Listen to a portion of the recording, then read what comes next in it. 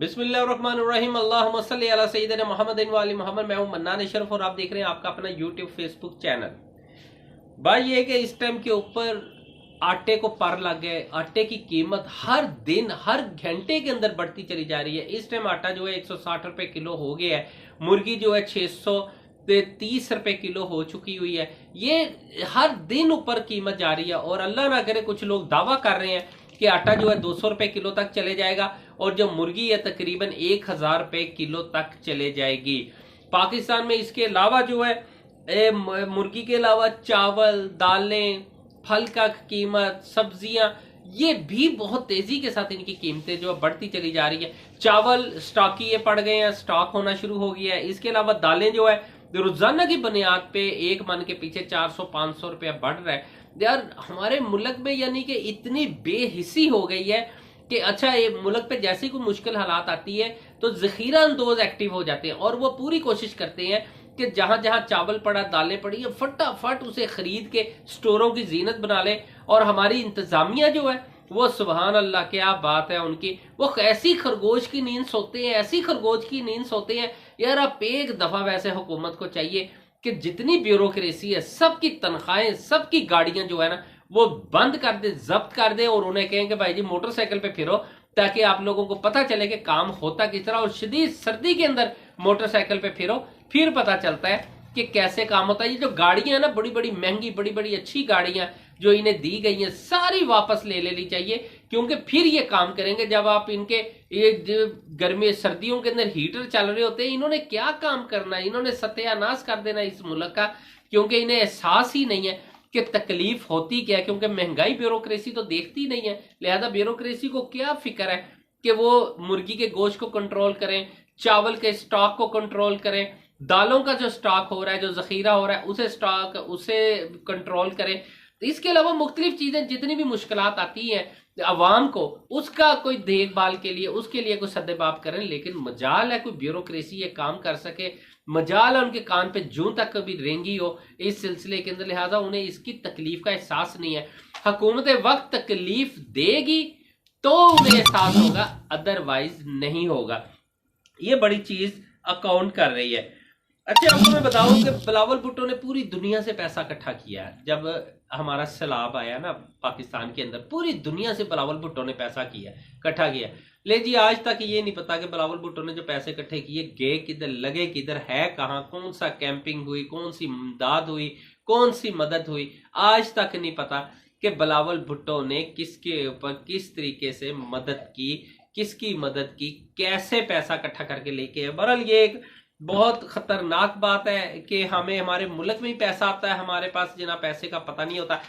आज कहाँ गई हमारी जो फॉरेन पॉलिसी है कि जी हमारे पास डॉलर नहीं है, हमें कोई दोस्त मुल्क, कोई दूसरा मुल्क हमें डॉलर देने के लिए तैयार नहीं। इसके मतलब है कि सब लोग एक सिर्फ लॉबिंग कर रहे हैं इस बात पे। पीपल्स पार्टी लॉबिंग कर रही है कि जी मेरा बेटा बिलावल जो है वो वजीर आजम बन जाए, उसके लिए पूरे मुल्क को बेचना पड़े हम बेच देंगे।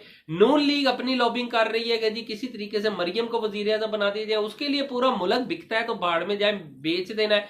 इसके अलावा बाकी जमातें भी अपनी अपनी जगहों के ऊपर लगी हुई है। इलेक्शन में नहीं हमने जाना, हमने पूरे मुल्क का बेड़ा गर्क कर देना है। हमने असम्बलिया तहलील नहीं करनी, यानी कि हमने असम्बलिया इलेक्शन में नहीं जाना, लेकिन हमने पूरी इंडस्ट्री का बेड़ा गर्क कर दिया। हमने 90% से ज्यादा इंडस्ट्री बंद कर दी, हमने लोगों को फाका कशी के अंदर मजबूर कर दिया। लेकिन इलेक्शन में नहीं जाना, हमने बच्चियों का रोजगार छीन लिया, नौजवानों का रोजगार छीन लिया, बच्चों की तालीम छीन ली। हमने महंगाई का पूरा जिन जो था ना वो बोतल से निकाल के हमने लोगों के घरों के अंदर अवाम के सरों के ऊपर बैठा दिया। लेकिन इलेक्शन में नहीं जाना, हमने तो इस बात के ऊपर हलफ दिया हुआ है ना हुकूमत ने कि जी हमने पूरे मुल्क का बेड़ा गर्क कर देना। यार जो बंदा, जो जमात का सरबरा 50 रुपए के स्टाम्प के ऊपर सजा होने के बावजूद मुल्क से बाहर चले जाए, उनके लिए इस मुल्क का एहसास होना, उनको मुल्क की तकलीफ होनी, उन्हें कभी अवाम की तकलीफ नहीं हो सकती। उनके लिए 100 रुपए के स्टाम्प के ऊपर पूरा मुल्क बेच दिया जाए, उन्हें कोई फिक्र नहीं है। उन्हें पता है कि ये मुल्क की क्या हैसियत है। इन अवाम के कीड़े मकोड़े, ये जो अवाम जो है ये कीड़े मकोड़ों से ज्यादा हैसियत नहीं रखती है ऐसे लीडरों के पास, जो लीडर मुल्क से बाहर बैठ के हुक्मरानी करते हैं ना या ख्वाब देखते हैं। उनके लिए ये अवाम जो होती है ना हमेशा कीड़े मकोड़े हैं। उन्हें क्या एहसास है कि मुल्क के अंदर महंगाई का जिन जो बोतल से बाहर निकल आया, बेरोजगारी का जिन बोतल से बाहर निकल आया, बेबसी बेलचारी का जिन बोतल से बाहर निकल आया, उसके लिए उन्हें क्या एहसास होना, उसे खत्म करने के लिए आप पॉलिसी कोई देंगे तो फिर ही पता चलेगा ना।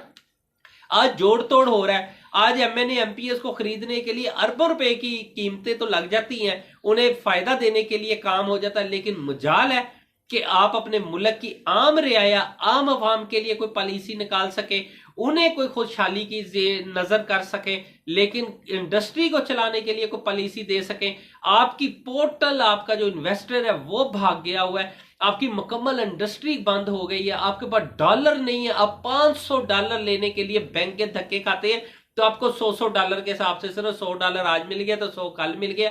आपके पास डॉलर नहीं है, एलसी आप नहीं खोल सकते, हजारों के हिसाब से एलसी आपके पास है, लाखों आपके पास कंटेनर्स जो है वो मौजूद पड़े हैं, लेकिन आप एलसी नहीं खोल पा रहे हैं। आपको ऑर्डर इसलिए नहीं मिल पा रहा कि आपने डॉलर को ओपन करना है, वो शूट कर जाना है। जैसे स्टेट बैंक डॉलर के ऊपर से हाथ उठाएगा, वैसे भी इस डॉलर के अंदर हमारा मुल्क में आपको बता दूं कि 3 हफ्तों का मतलब है हम टेक्निकल तौर के ऊपर मुल्क दिवालिया हो गया हुआ है, लेकिन ये हुक्मरान इसीलिए नहीं बता रहे कि इन्हें पता है, और बहुत सी इंटरनेशनल ताकतें जो है इस टाइम हमारे मुल्क का बेड़ा गर्क होते देखने के लिए बैठी हुई हैं, कि ताकि बाद में कोई बंदे को पहले एक जानवर मारा जाता है, फिर कोई उसकी टांग ले जाता है, कोई उसकी गर्दन ले जाता है, कोई उसका सीना ले जाता है, कोई उसका चाक करके अपनी अपनी मर्जी का गोश्त निकाल के उसे लेके जाते हैं। ये सेम वही स्टाइल पाकिस्तान का हो रहा है, और पाकिस्तान को कोशिश की जा रही है कि जिस हद तक नुकसान दिया जाए।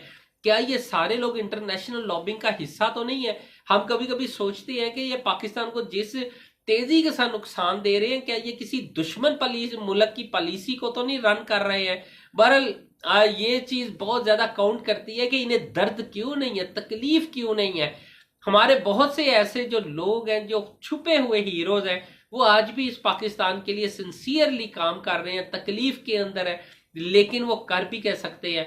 पाकिस्तान को बचाना है तो अवाम को मैदान में आना पड़ेगा, निकलना पड़ेगा, इलेक्शन लेना पड़ेगा, तब कहीं जाके एक बार देखिए हुकूमत किसी की भी आ जाए, लेकिन इलेक्शन में जरूर जाना पड़ेगा, ताकि इलेक्शन होगा, एक परमानेंट हुकूमत आएगी 5 साल के लिए, उसके बाद इंटरनेशनल डीलिंग्स होंगी, इन्वेस्टर्स आएंगे, और फिर आपकी एक्सपोर्ट बढ़ना शुरू होगी, चल पड़ेगी। लेकिन बदकिस्मती कि हमने मुल्क को इतना दिवालिया कर देना है, फिर अपनी मर्जी से कंपनियां बेचनी, अपनी मर्जी से असासाजात बेचने, जिस तरह इस टाइम हुकूमत जो है लगी हुई है, और जो असासाजात है उन्हें पूरी तेजी के साथ जल्द से जल्द कोशिश कर रही है कि इसे फरोख्त करके जो पैसा भी आ जाए। और आपका सबसे बड़े जो 2 असासाजात है इस टाइम के ऊपर जो फरोख्त करने के लिए उस लिस्ट से निकाल के डायरेक्ट कतर को बेचे जा रहे हैं, वो आपके पावर प्लांट है।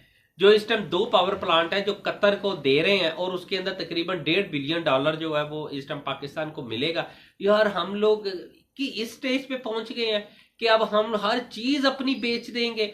हमने इस मुल्क की तरक्की के लिए कोई पॉलिसी नहीं बनानी, हमने सोचना ही नहीं है कि यार हम किस स्टेज के ऊपर चले गए हैं। आज लोगों के चेक, अभी लोगों को पता चलेगा 3 हफ्तों के बाद कि जब चेक डिसऑनर होने शुरू हो जाएंगे, जब मशीनें बंद होना शुरू हो जाएंगी, बहरहाल उस टाइम के ऊपर पता चलेगा। एक चीज और बताता चलूं कि सारी गेम के अंदर हमारी पाक आर्मी जो है ना, उसे अपना किरदार अदा करना पड़ेगा, आर्मी चीफ को भी अपना किरदार अदा करना पड़ेगा। अब ये जोड़ तोड़ की सियासत के अंदर इन्वॉल्व होने की बजाय ना, डायरेक्ट एस्टेब्लिशमेंट जो है ना, इस मुल्क के कंट्रोल करने के लिए, मुल्क को संभालने के लिए इन्हें मजबूर करे सियासतदानों को कि फौरन ये पॉलिसी बनाए, तो फिर कहीं जाके काम होगा। लेकिन आपको चलते चलते एक खबर और दे दूं कि एमक्यूएम का जो इत्तेहाद हो रहा था, अचानक उन्हें एक कॉल आती है कि जी इस इत्तेहाद को अभी रोक दिया जाए, तो लिहाजा वो इत्तेहाद अभी रुक गया है। जब दोबारा कॉल आएगी तब कहीं जाके उसके ऊपर दोबारा काम होगा, लेकिन अभी तक वो इत्तेहाद जो है ना, जो एमक्यूएम की तमाम लोगों को मिलके एक प्लेटफॉर्म के ऊपर लाया जा रहा था, वो इत्तेहाद अभी रुक गया। अचानक एक नामालूम कॉल आती है, और उसके बाद जो गवर्नर सिंध है वो इस इत्तेहाद को अभी मुकम्मल होने से पहले रोक देते हैं, और सबको बता देते हैं कि जी अभी कॉल आई है, फाइनल नहीं करना, लिहाजा जब तक दोबारा कॉल नहीं आती तब तक हम फाइनल नहीं कर सकते। मजीद कोई अपडेट्स आती है तो आपसे जरूर शेयर करते हैं। लेकिन एक खबर चलते और याद आ गई है कि जी इस टाइम के ऊपर ब्रॉयलर की, मुर्गी के गोश्त का बाइकाट हो गया है। सोशल मीडिया के ऊपर बड़ी तेजी के साथ ये खबर जो वायरल हो रही है कि जी मुर्गी के गोश्त